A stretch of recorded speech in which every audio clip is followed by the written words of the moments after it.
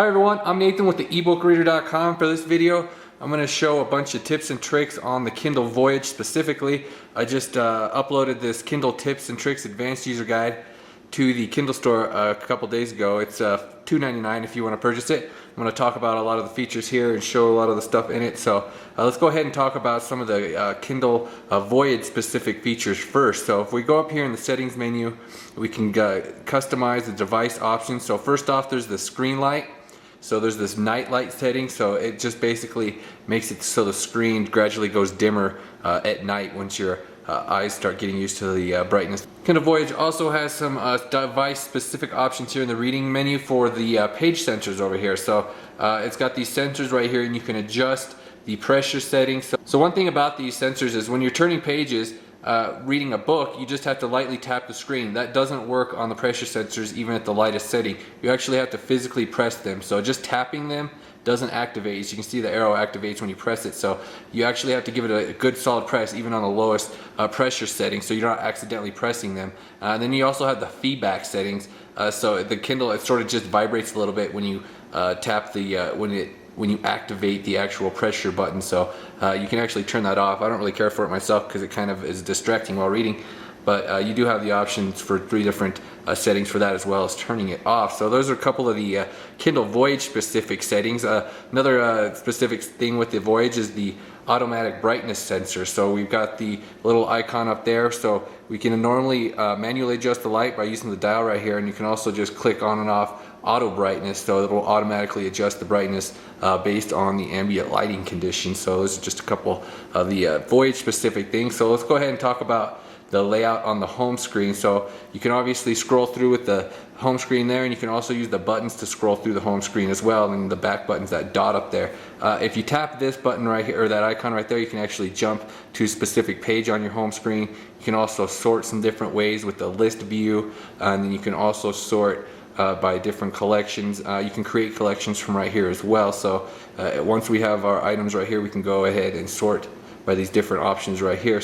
So all Kindle devices use a lot of long pressing for activation. So whenever you long press on a title or word, you get up some additional settings. So on the home screen, we get these additional options. So you can just jump to specific pages from the home screen, add collections. You can view the book description on Amazon, run searches just from the home screen and do stuff like that. So if you remove the book from here, it will go over into the cloud section. That's how Amazon does everything. You can't actually delete the actual title from here. You have to go to the Amazon, use the manage your content section. So one thing with these with our Kindles is when you hit the power button and you have the ad supported models, it will show you the ads, and then when you click the button again, you got to swipe to unlock screen. So one way to avoid that, you can actually pay the 20 bucks, or you can just go ahead and just avoid that by holding down the power button for 6 seconds, and then it will bring up some additional options. So you can also use restart. If your Kindle ever starts acting slow or crazy or whatever, just hit the restart and that'll fix things a lot of the time.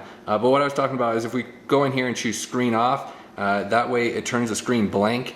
And a cool thing about this is that once you turn it back on, it goes immediately back to reading. You don't have to do the swipe. I wanted to talk about a couple of these different ways to like manage this guide. So if you wanted to like highlight something, so if you find something that interests you, for instance, in a book, you can just highlight a whole paragraph, and then what it does is it gets added to a list in here, so you can reference all your notes and highlights in one place from the notes section. You can also access it from the table of contents view just over here in its own notes tab. So that way you can get one long list and you can view everything in one place. So if you want to sort of personalize this tips and tricks guides, for instance, you could just put the specific tips you want to remember on that list and then you access them all in one place. Other ways to navigate are, of course, using the go-to function. I got the navigation menus right here. A lot of books have this, or some of the books you have to use the actual manual table of contents to navigate by. So it just depends on your individual title, how it's formatted. Another good way to search for something is just using the search field right here. So if we just type in a word, and another thing with the keyboard here, you don't really have to type in the whole word because it just gives you the whole options right there, the preemptive text. And then if you also hold down, like on letters on here, you get the accented versions So there's some different options. You can also change the keyboards obviously for different languages. That's options in the settings menu. We can go ahead and change different places to search. So like if we just wanted to run a search in the dictionary, we could do that instead of running a search in the book or whatever you want to do. You got all those different options for sorting. And then anytime you go anywhere, you use this back button. It's also kind of a history button. So anytime you're in a book and you hit the back button, you can actually, it'll take you back to all the places that you were previously at in the book. So with all Kindle e-readers have the option to take screenshots. You just tap the top and lower left corners at the same time. You can use that corner or you can use these corners. It will flash when you get it just right. I'm kind of at an odd angle right here. It's kind of hard to manage. Another thing you can do with Kindles is they have this unique bookmarking feature. If you tap up there, you can add the bookmark. And then you also get that option to view your other bookmarks right here as well. So you can also jump back and forth. So you can also access those just by hitting that button right there, and it opens this window and you can actually view where you took that bookmark from, and you can jump to it from that way. Another quick way to jump around a book and access things is swiping up from the bottom, and then you can sort of scan through pages using this extra window right here. You can jump to different chapters using the bars right there and sort of just jump around with that dial as well. So you'll notice in the corner here it says 36 minutes, so you can tap that and it will toggle between time left in book to time left in chapter, as well as locations. And for books that have page numbers, it'll toggle between that as well. So Kindles, if you come up here in the settings, you get this option to jump around to the landscape mode if you wanted to view sideways instead of portrait mode. So we've got this option for the vocabulary builder. You can access that from the home screen as well. What it does is it keeps track of all the words you looked up in the dictionary. So anytime you look up a word, it gets added to this list. Then you can come in here and see where it was used. You can get the dictionary definition.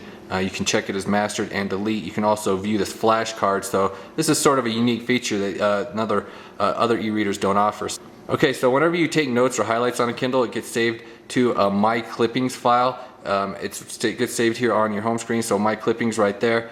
You can always access that from when you plug your device into a computer, and you can also, there's some different programs you can use to export it, so it'll make it a little bit easier to read, because just that text file itself is kind of formatted strangely. So there's some different utilities you can use to get the most out of those highlights. You can also access them on the web on Amazon.com. So obviously you can come in here to adjust the font size in this font menu here and adjust line spacing and margins. Another quick tip is just to use pinch gestures, and you can adjust the font size on the fly using pinching in and out, and it will go bigger and smaller. And so that's a quick tip for adjusting the font size. So Kindles have this additional menu here. If you hold down on something and you hit the More menu over here, so you got the dictionary view, and you can also reference Wikipedia quickly from within the book without having to go anywhere. And you can also change the dictionary right there and install new dictionaries, and from the settings menu as well. You can get more from Amazon. And then over here in the More section, we've got the ability to share on Goodreads, Facebook, and Twitter. And then you've got the translation option. You can open the dictionary directly from there as well. So the translation option, it works with Bing Translator, and you got these various languages right here.